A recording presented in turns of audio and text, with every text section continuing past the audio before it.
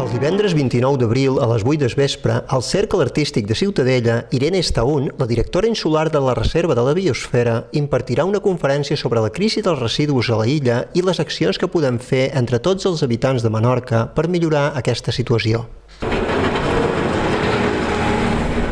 Divendres xerraré al Cercle Artístic de Ciutadella sobre la crisi de residus a Menorca i què podem fer tots els menorquins